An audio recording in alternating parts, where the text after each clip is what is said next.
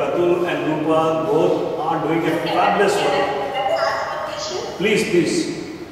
Yes, as you are saying that about the pesticides, how can you prepare with patients to clean their fruits, vegetables, whatever raw they eat? Is it possible with salt water or something like that? I can always, I try to work on one thing called hydrogen peroxide, or there is a thing called ozone now that on the TV you get Hema Malini, she will tell about ozone, how to use that. But I can always use hydrogen peroxide, doctor. Use 2 spoons of hydrogen peroxide and use it for cleaning the vegetables. Do you think I could add something to that? Yeah, please, please. Okay, I personally use. I acknowledge Manik Mixendani sir, and it was great for you to hand over all the time. And please, please. Okay, I have used vinegar and hydrogen peroxide to wash vegetables and fruit earlier to use it for a great many years. Okay, it helps to take out the pesticide on the surface. Just to wash water. Proportions I generally use for every liter of water. I use a tablespoon of hydrogen peroxide and a tablespoon of household vinegar as well. I leave the vegetables and fruit in there for about 20 minutes to 30 minutes, then we rinse with clean water, dry it and store it in the fridge for further use. That may be useful to somebody. Thank you, sir. Okay, I would like to add something. Yeah, please, Ravi. See, what I do, I take a bowl of water, I put the protection program crystals in that. Yeah. 4 to 5 crystals. The color of water changes, and then we add cut vegetables and fruits in that, 20 minutes.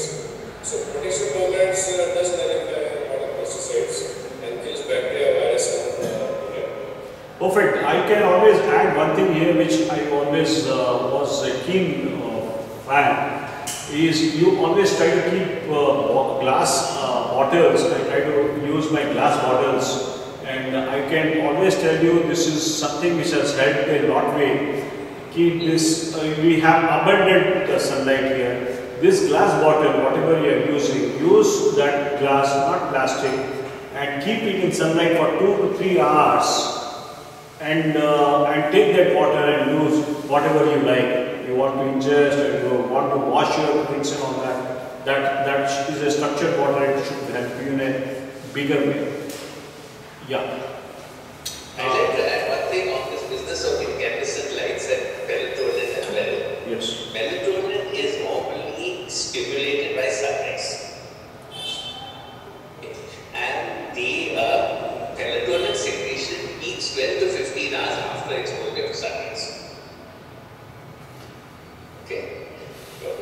So when you are using incandescent lights as a source of melatonin, I don't think it's very scientific or effective in that way. Because that's my personal assessment, what I have seen, that when you have lights on late at night, it does tend to cause the secretion of melatonin later on in the day, which does tend to make you a bit drowsy and sleepy the next day during your hormones. So I would consider that really as another input to some people to think about. No, I think you're absolutely on the correct this one. Only thing is during that 6 to 10 o'clock, what is the light which you are using? After 10, switch off all the lights. And try if you can. And if you are there is one more thing which I think we are still not yet got is the smart meters and all that. And I have seen a lot of leak out and all that telling us to not use. They tell not to use any electricity gadget and all that. Not to keep your even if you have got the latest fridges and all that, double doors and all that. Not to keep near your bedroom because it is causing that EMFs to increase. And You should actually keep any electronic gadget at least 1 meter away from your head. Perfect. A lot of people have the switches just next to their head. And that has been associated with a lot of. I'm happy questions are coming, and Chakrapaniji, as energetic as passionate, has come up with one more question. Thank you. I would suggest for the benefit of all of us that some of these questions are listed out and we will make a reference to the CSIR institutions that are doing work in this particular arena. I have just listed out about 6 to 7 institutions, CSIR labs, which are doing work in the chemical sciences. Similarly, there are about 10 to 12 physical science laboratories. In fact, I was trying to list out these for the benefit of the degree and junior college students. So I think all these are very relevant questions. If you can kindly list out and pass them on to Mr. Praveen, I would take it up and make a reference to the concerned directors and see whether we get a response from them, which will be a very informed response instead of all going around. If you agree, that's what I was. Let me say something, Mr. Kapimani. There's a lot of information out there already. But what we need now is to implement all these things. We are facing a climate emergency where our world is heading towards the end. Any action must be taken now. And in searching for more information and not using the one we've had for so many years, taking this anywhere. Plastic, for example, should be banned worldwide because it's polluting our oceans. We need to cut down on air conditioning, we need to cut down on heating, we need to cut down on coal and gas. I mean, we can talk about these things for the next 100 years, but we're not ready to speak about it. So I think really what we need is a call to action as opposed to continuing to discuss. We can go to CSIR and they'll give us more information. But unless the organizations which implement actually take action, we're just wasting our time. Yeah, I agree with you, but the only point is in a government setup, if there is an information of some of these things, if there is already information, I'm glad we'll take it on board. But if I may say something to you, there was information about COVID. The government didn't pay any attention to the scientific information. But if each person can inspire those people around them to start making changes, oceans are built a drop at a time. How many people who are attending this have got solar power? How many people are leading an ecological life? How many physicians here tell their patients to do something about that? What we need is change. Talk is cheap, sir. Action is not. no, for instance, I think the point was made about, what is this, glyphosate? Glyphosate. See, these are not permitted in some states. These are permitted. There is no government order banning them. So I think some of these things we need to take up with the concerned authorities. Even the commissioner or the lower functionaries may not be aware of it. I mean, if they are aware and then if are subject to a lobby, that's a different matter. But where there is an awareness which is needed, we can certainly build that. That's the only point I'm trying to make. The way we supply phosphate, as you say, is well known worldwide. It is worldwide and has been known for many years. What has our government done about it? After it has been banned elsewhere, it has been allowed in our country. So what we have, sir, is that each person here can actually start growing their own vegetables. At least protect yourself. Changes happen when individuals start making them, sir. We wait for them to come down from the government. We wait another 100 years. Yeah, but then you can only stop it with a legal force if you are backed up by a government order. If there are already orders, as you rightly said, we can. Our government orders implemented, sir. Pardon? Our government orders implemented. Okay. Now, see, I think we are getting into a bigger issue of implementation. That's a different matter. I don't think that discussion will take us far in this limited 1 hour. All that I am trying to say is, if it is a sensitization at various levels, that can be done through various functions of the government. That's a limited point I am making. Okay, thank you. And also make this point, sir, that individuals, they start on their own. You have those.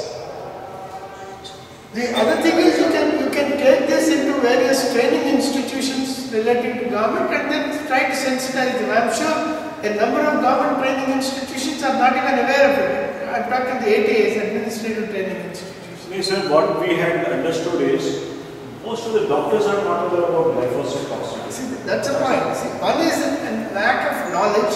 The other is an affirmation of what is still to be affirmed. It's a combination of these two. Of course, in the field of implementation, there are gaps we need to. Thank you. Yeah.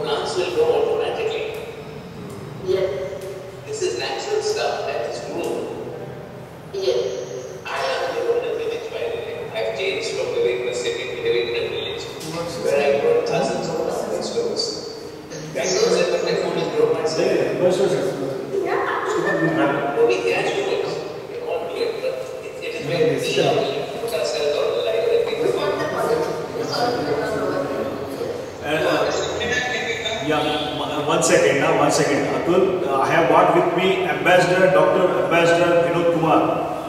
Ambassador has gone, he is a, I just want him to say a few words about this particular. He came all the way offline and now we people are not meeting offline. Manik, I think, Dr. Manik, Sir Hiranandani ji, this is an amazing inputs what you have given. I would like to go, the first thing I tell my wife is, let us go in the home kitchen and all that. She will start putting hand on our, ये नया क्या शुरू हो जाएगा. Okay, fine, yeah, but that seeding was very, very important. I think all of us has to take a clue about that and start working, because we cannot go, whatever we are getting, this scrap vegetables, we are into a real disaster. Ambassador Vinod Kumar, thanks for coming. I don't have a TV setting here. You are known to talk in TVs and all that. Please, sir. Please. Thank you, Dr. Saxena, and then the other colleagues participating in this wonderful event. You are all aware, of course, I need not stress more about these, whatever the changes taking place, particularly in the science, so-called science. Sometimes one wonders what to take, what not to take. We need minimum few things to survive: air, water, sun. Next. These things are there. Are we getting fresh, free from polluted air? I wonder, many of us are not getting. Early morning, of course, daily I get up at 4 o'clock and walk around the lake in the Madhavpur, whatever, Gurgamchiru. Because I used to walk miles together in Germany when I was there, in the forests and various things. One is for this, of course, to keep your body in good, whatever, fit condition, and to get the fresh air. Unfortunately, yes, the growth, in the name of growth, we are messing up so much, and we are depriving ourselves and generations coming later on, because this pollution is so much, very difficult to say. Particularly, the most polluted city in the world is the Delhi. Once it used to be Beijing or something in China, but we are overtaking everything China. Not only in pollution, then population, whatnot, all those bad things we are overtaking, but good things China is taking care of, advancing themselves, and they are trying to control the bad things like whatever pollutions. For example, when I was in Germany, one of our textile minister was there. I was taking care of his visit. He wanted to buy few things and to take back to Delhi. Then some small garments for his granddaughter and then grandson. He picked up few things. Then I told him, these are made in China because inside they will see. And people say, once you wear it, you get certain whatever skin problems because of certain chemicals used for manufacturing of certain things. So, such type of whatever, even the chappals from the China made things, when they used it, they got some sort of problems in the soles. So, all those things because of the chemicals. What I am trying to say is, everything, whatever you touch, whatever you need, getting polluted, contaminated. So how to overcome this? I think it's high time. The man, Gandhiji is saying that yes, there is everything available in the world to satisfy the need, but not the greed. So people are after greed because as a general surgeon, as a practicing doctor, I did so much before joining in the Indian Foreign Service and becoming the ambassador or icon going around the world. That's a different entity. But during my practice, I did notice many of these things are diseases are iatrogenic. Means you get all these things because of your deeds. You take it, you take a medicine, you fall sick. You take it, whatever food, you fall sick. Because even the medication, Sarah saying that statins are not good. Yes, we know. But the lobby is so strong and their propagation is so strong. People take it. For example, even myself, I just went for a cardiac checkup. One of the cardiologists he said, no, doctor, you have to start the statins. I said, no, I don't want. Why should I take? Even I don't have this cholesterol high. Even I don't have any complication. No, you are now 67, 68. You know, there is some sort of the non-confused area of in your heart. You should take it. No. Now you are a diplomat, I know, but I am a cardiologist. You have to follow my advice. I said, no, I am sorry. But what I mean to say, the doctors, the medical fraternity also is influenced by these whatever industrialists and then particularly the pharma industry. They are, I think, unnecessarily forcing people to take all these medications which are not necessary and then leading to the problems. They were supposed to solve the problems. Where there is a necessity, you have to take the medication. If you are having a high fever, you have to control it immediately. You take a paracetamol tablet, that is okay. But if you go on taking paracetamol for whatever small pain, oh, my leg is paining, take one paracetamol, ibuprofen. The things have come to that extent. The medication is causing more problems than the relief. We have gone to that extent. Now the pesticide has Reddy saying yes, these are causing so many things. Do we need this? Not at all. But the Monsanto or the whatever the multinational companies are so strong, they advise all these things and then the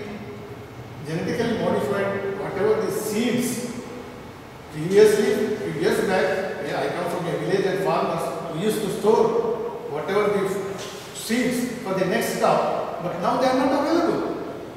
And then whatever available is not giving the strength or giving health, but it's damaging. So I don't want to go into so many details because now we are scared of even breathing or drinking water or even eating certain things, even fruits, whatever you eat, whether they are causing or giving energy and good health or causing some sort of carcinogenic effect in our body. So we are in such a world, difficult even to breathe. Such thing has come. Because of our own whatever activity, it is not that something is coming from above, no. Something is caused by our own people. We hope that Saxena, like whatever good doctors with intentions and Dr. Reddy Garu with whatever your knowledge and research and all other whatever colleagues having good knowledge going into the society and informing the people the bad effects of what is happening, and then at least some pressure bringing on the governments and then policy makers to look into this. For example, let us even think of what is happening about this COVID. So many things are happening. Actually, of course, one should use the mask. Mask protects, prevents, but the vaccination policies, certain whatever medications. During the COVID, so many people asking, write this medicine, write that medicine, take that medicine. I was taking so many medicines. I am still practicing. Free service I am giving. Day and night I give it. I never prescribed any such sort of antivirals, antibiotics and then whatnot. I see certain doctors prescribing more than dozen items for a COVID patient. I never did so many things. I used to tell them like whatever. Your immunity is the best protection. No drug can kill the virus. Your whole body, your own cell fights the